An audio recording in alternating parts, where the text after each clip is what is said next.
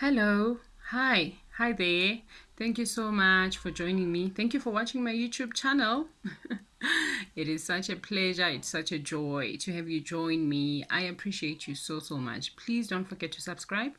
Also, click on the like button, share with your family and friends, and also remember to click on the reminder so that when I share the content with you, you are able to get notification. That is very important. So yeah, thank you so much. I appreciate you guys. I appreciate you for joining me. My name is Melissa Ngaji. For those who don't know me, I'm a life coach. I'm based in Johannesburg, South Africa. I am so passionate about self discovery, self mastery, self development. This is what has led me to make a decision to become a life coach. It is so fulfilling. It's my passion. I love every minute of it. I like to share about my own personal experiences and my journey. You know, I'm going through a transformational journey and I'm so excited because I can already see where I'm going. So the trick is to enjoy the ride. So I want you to join in, jump in, and let's take on this transformational journey so that we are transformed to become the best version of ourselves. So, yes, are you joining me? Yes. Please do decide to join me. It will be so awesome to have you also decide to transform your mind. The Bible says in Romans, I'm not sure which verse and chapters, it says, "Be transformed by the renewing of your mind." I also like to state that I am like to believe that I'm an enlightened Christian. I do not dismiss the teachings of other religions. Rather, I incorporate them into my life. Whatever that I find resonates with me, I incorporate it into my life so that I make myself to become better and better. So I am not in any way religious. I'm not. I'm a spiritual being having a human experience. So yes. What is transformation? Transformation is a process that we all need to choose to be elevated to the next level of our lives. A butterfly goes through a process of transformation to become this beautiful creature we see flying around in the garden. We need to be transformed to renew our minds, because our minds your mind is a very powerful tool, so you can use it to self-destruct or to become the best version of yourself, to become whoever that is you want to be in life. So I understand that the process that a butterfly goes through is called the moth goes through a process of transformation called metamorphosis, which is a Greek word that means transformation. So for the most part, we have been polluted and our minds are not functioning at optimal level. We are distracted by our limitations and how we view the world because of the information we have been absorbing throughout our lives. Okay, let me just talk about some of the limiting beliefs that people struggle with, including myself. Thank God I made the decision and I am healing. I am healing. I'm on my healing journey and it's so exciting. And like I said, I would like for you to join me as well. I do offer one-on-one sessions. If you are interested, you can send a message. I will share my details in this video so that we can tackle the limiting beliefs. And firstly, obviously, we need to identify what could be the limiting beliefs you may be struggling with. Okay, the first one would be I'm incapable. We have amazing physically challenged athletes here in South Africa. Okay, one of them is Oscar. Oscar, is it? I'm not sure if it's Pretorius or Pistorius, but I think it's Prestoris. We haven't talked about Oscar in a long time. I even forgot. So I like him because he was not defined and limited by his physical impairment. He went on to do what he loves despite his circumstances. He became so skilled in his profession that he was even able to compete in the non-disabled Olympics. That is just so awesome, isn't it? So I believe that Oscar used the power of his mind to become the person that he is today, the person that we know him to be today. Yes, I have so much respect for people like that because at some point in their lives they were in a battle with their minds, and ultimately they won the battle, and they chose to do what they love because they have conquered their minds, the limiting beliefs rather, that we normally fall for, that pull us down, and make us not to become who we want to be, and strive and become the best version of ourselves. So the second one would be, I was born poor. You obviously don't choose the family that you are born into, and if it's a poor family, maybe that it can be justified that you are at a disadvantage, but when you remain poor and you go to your grave poor, that would have been your decision. There is absolutely no excuse whatsoever. As long as you have a functioning mind, you can turn your situation around. You can transform your life. How many people do you know that have become successful who come from poor backgrounds?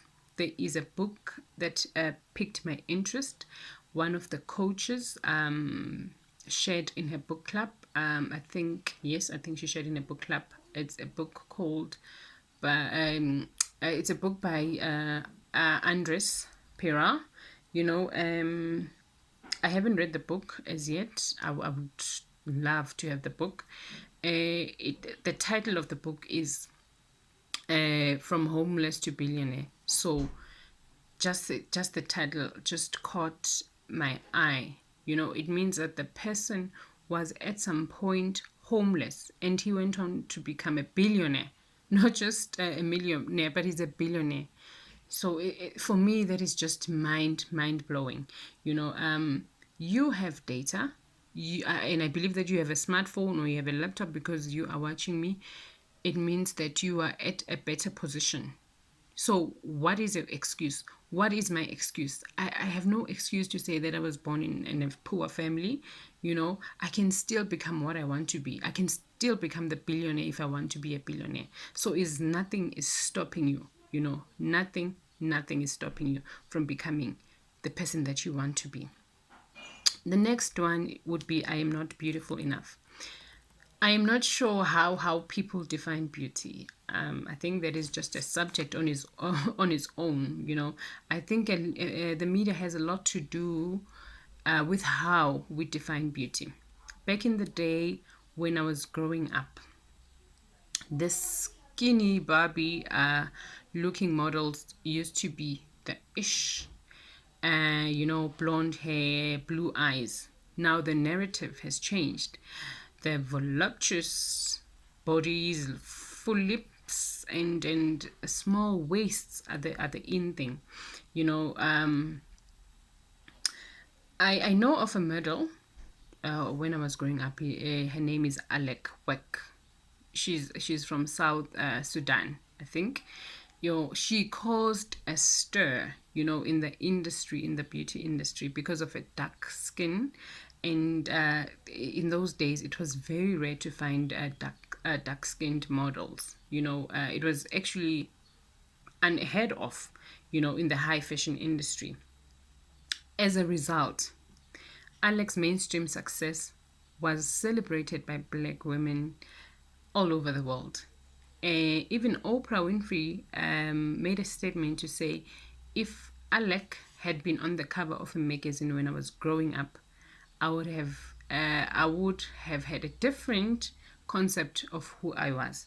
So choose to be that person who defies the odds to become who you were created to be.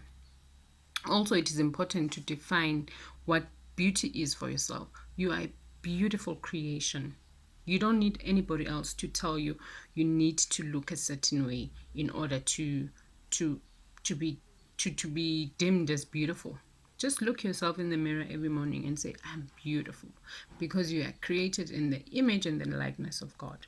So if you are waiting for the world to tell you that you're beautiful, you have a problem, because one day the world is seeing beauty in a different light. The next is that, so you are going to be going for plastic surgeries to change yourself just to fit in, when you can actually tell yourself that you are beautiful. You can be a model if you want to be, just as the way you look. It's all in your mind. Okay, the other one that I want to talk about is racial issues. Back in that day when we were growing up, black people were disadvantaged, because of this of our skin color. And a lot of people used to use that as an excuse not to make something of their lives. I'm sure it was tough. I was a child back then, so I really didn't experience apartheid. So I'm sure it was tough for them, but still there is no excuse, because we have people who conquered the system. I mean, who are heroes today, who fought the system, who thrived and became successful, only because they understood that the battle is in the mind, you know. Now, post apartheid, white people are having such a hard time getting jobs because of the law that was passed, the legislation, the affirmative action, So now what happens is the black people are more at an advantage of getting jobs, because they were previously disadvantaged. Now, where does that leave the white child? Because, I mean, their parents were advantaged. Now they have to they have to be affected by this law because of that. So now they're actually at a disadvantage. So do you see how it works now? So we cannot be blaming the system for our own lives, because now black people were saying back then, now the white people are saying something different, so actually it's a mind game. When you master your mind, you master your life. So it is important to know this, that nothing, absolutely nothing, not even the legislation of this country, can stop you from becoming who you want to be. The next one would be, money is not enough. Money is actually energy. I am healing my wounds, I'm healing my money story.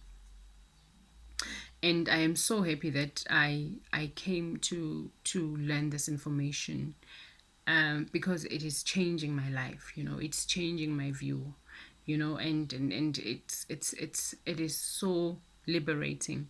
So money is energy. Indeed, money is energy. Money does not run out, contrary to popular belief. Money is circulating energy. We actually attract money and not work for it as we're made to believe. This is why you see a person on ground level, that person that is working blood, sweat, and tears. They're putting in the hours. At the end of the day, they get the minimum pay. And yet a person who's running that company is just so comfortable doing what they want to do with their time, and they're making millions, because they obviously understand the secret. They understand the secret of the law of attraction, and they understand that money is energy. So because of the world we live in, we are subjected to limiting beliefs. We also inherit behavioral traits from our parents. We need to open up our minds and view the world with different lenses. You know, everyone is here to have an experience. You are the universe experiencing itself in human form. That alone tells you that you are greatness. You know, as Esther Hicks or Abraham would say, get yourself into a receptive mode. You are energy, you vibrate, and the frequency that you are currently tuned in is what you have asked for, and by what you are constantly thinking about. So you're in the frequency based on what you are thinking about. So go on and find out what you are good at and do that. The time is now. Nothing is stopping you. You are capable, you are powerful, you are enough, you are beautiful, and you are rich. Have yourself an awesome, awesome time. Until next time, I'll see you again. Enjoy. Have a lovely one. Thank you. Thank you so much.